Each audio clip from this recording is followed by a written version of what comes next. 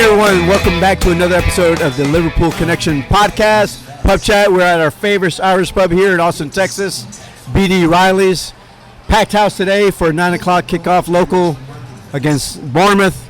3-1 victory, and just win, baby. That's what I always say. I'm joined today by David Joyner, Jono, Julian, and lads, hey, 3 points is 3 points. It wasn't pretty at the beginning. It was pretty horrendous at the beginning, but we came back and we won 3-1 pretty comfortably at the end. But thoughts, Joyner?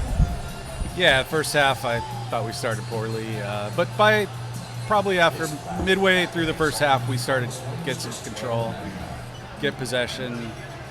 Second half I thought we played really well up to the red card, even played pretty well after the red card. So first impressions, bad start. Allison giving us a few heart attacks, but I think we played pretty well after that. You know, you mentioned Allison, and I kind of mentioned this during the match. It looked like a different tactical setup from him, because I don't remember him ever playing that high out of his box, passing out of the back. It looked like it was something that was set up from the coaching staff, and I don't know if I like it. Matter of fact, I don't like it. Just get it out. Right? Don't pass into the middle. Don't pass it into trouble. Just clear your lines, and let's start. We have so many offensive weapons. Why trying to dick around within the back? I don't know. That's what I thought. It was like he was getting so close to his defender. It's like, why? You don't need to be that close to play the pass to them. That's why he had the poor touch, because he was so close to them. But he had a couple of weird ones. He floated that one up in the air for Robbo. That it's like way up in the sky. It's like, well, he's just inviting pressure at that point. But you know, I guess 15 minutes or so was the worst of it, and then we seemed to settle down.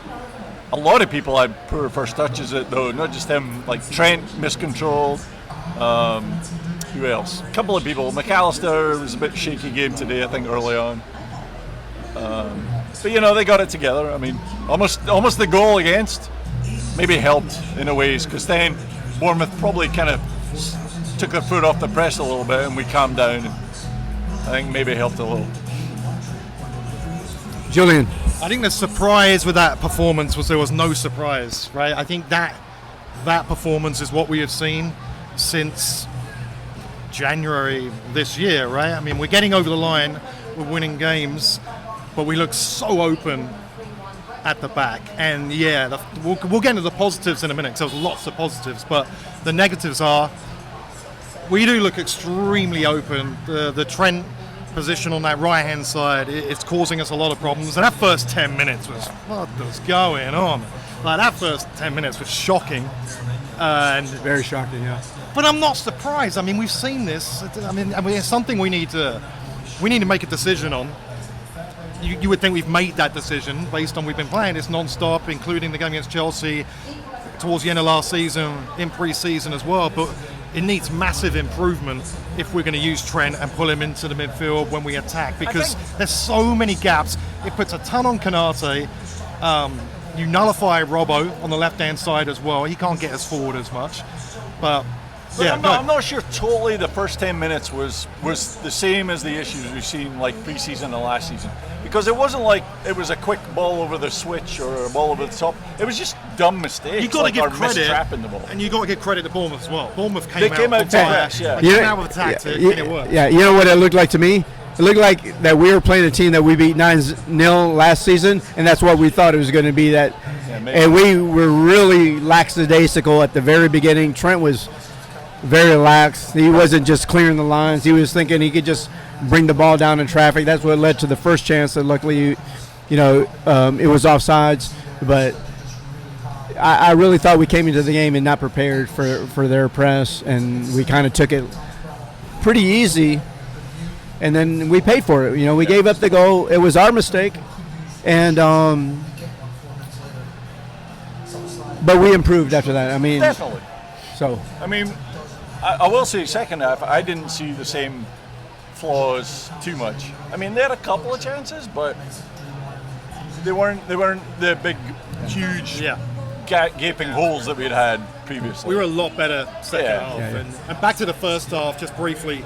That Diaz finish. Oh man, he's got that. We know what Diaz is going to give you every game. We know what he's got, and such a brilliant finish. But right? what we've seen a lot last year was he's out on the left and he beats a guy, looks fantastic, cuts inside, but he's looking for that curler that defenders can defend of against. course. But now he's doing like what Manny was doing for us. He's coming into the middle and getting himself in front of goal. And that finish, it's barely left his foot to go up in the air and he's already kicked it in the goal. I'm like, nobody can stop that. It's so fast. It was a So confident fast. finish. I mean, that's from last week. He scored. This week Yeah, he he's was willing looking to try phenomenal that. right Yeah, now. it was a really good finish. And in second half, like I said, we came out much better,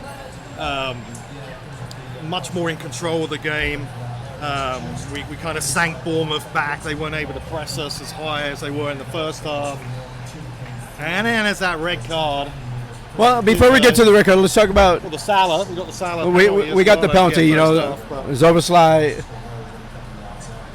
earned the penalty. I mean, he did make a move. I mean, it's a penalty. It's soft. a penalty. Maybe it shouldn't be a penalty at that Right. position in the field, But it's a I penalty. mean, he created that. He got into the box, and I tell you what, that guy's going to be a fucking player for us, man. Phenomenal game again. I mean, he'd probably be at the end of the podcast. We'll say who our man of the match was. I'll just give you a hint that I mean, we can the say guy's that. name I can't Zoboslai. spell is probably going to be my man of the match. He was great. Well, he played well. He played really well Yeah. against Chelsea. Obviously, he's a Hungarian international. The captain. And considering this is his second game for us, every time he gets the ball, looks like something is going to happen. He's extremely creative, extremely intelligent, and he was like the pinnacle of everything that was going well for us going forward was through him. And I'm really excited to see what's going to happen. If anything, the only thing he hasn't done is cap it off with a goal. In that he's kind of hesitated to take the shot a couple of times when it's been right there for him. And it's admirable that he's maybe trying to look for the pass or whatever, but we all know he's got that shot in him. Well, the shot created the third goal by Jota, right? Jota gets on the score sheet, and anytime your 3-4s can score in a game, obviously it's a positive thing. But like you said, he took that shot, and he didn't take shots that he could have. Right. Took that shot. The keeper probably should have done better, but Jota was there to tap it in. It took a nick on the way in, so actually I think the keeper did well in the end Yeah. to keep it. So, but you're right. If he adds that a little bit part, and I think that just comes from confidence playing with this team, because he's new. He's 21 or something like that. He's trying to defer to the older players, but once he gets the rein, he's going to start shooting, and he's going to be a great player. So.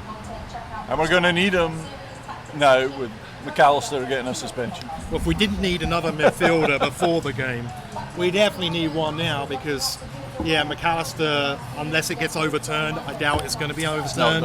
It's going to get a 3-game suspension.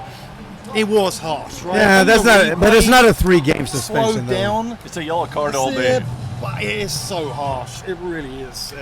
So because of that red card, Endo gets to come in at 60 minutes. Yeah. The guy hasn't even unpacked his suitcase. He's still in, over there at the Shankly Hotel with his suitcase not even opened up. And he gets to play today, which is amazing because Klopp, you guys all know, Klopp isn't like that. He doesn't put people in right away. But he went in there, and they didn't score after he showed up. He won a couple of good balls. He won some good balls. But you know what I saw with him? He stayed there centrally. Right. And that's what we needed at the time when you were playing with 10 men.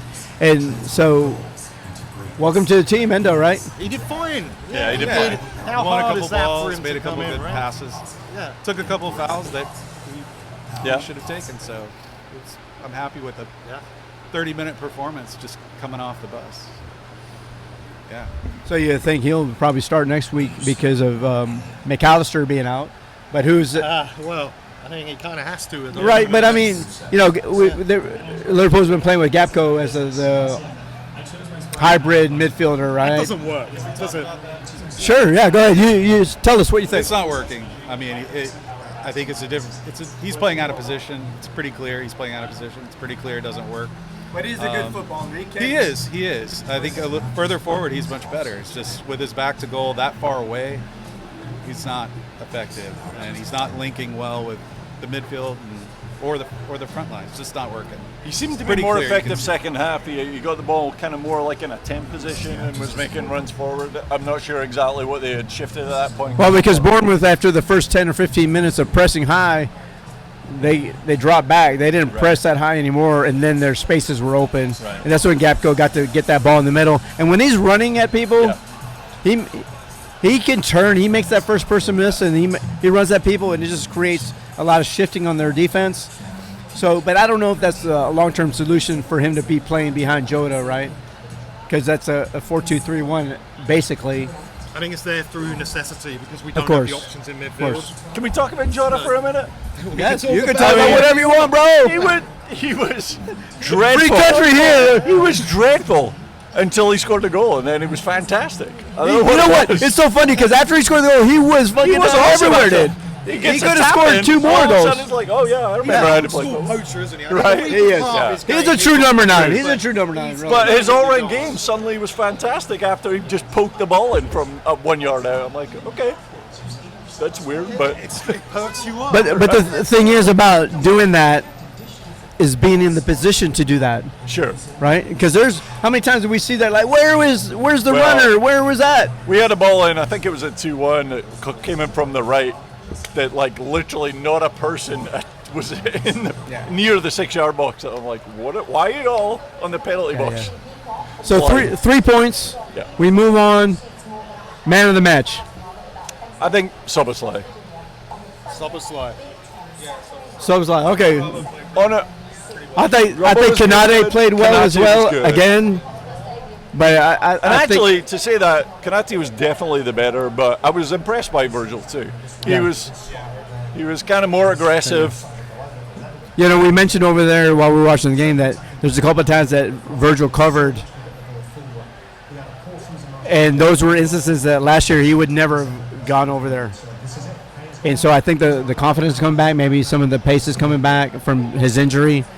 But yeah, he played well. But I think Kanade still is showing that he's the man in the back, and that we have to really make sure that he's healthy throughout the whole season.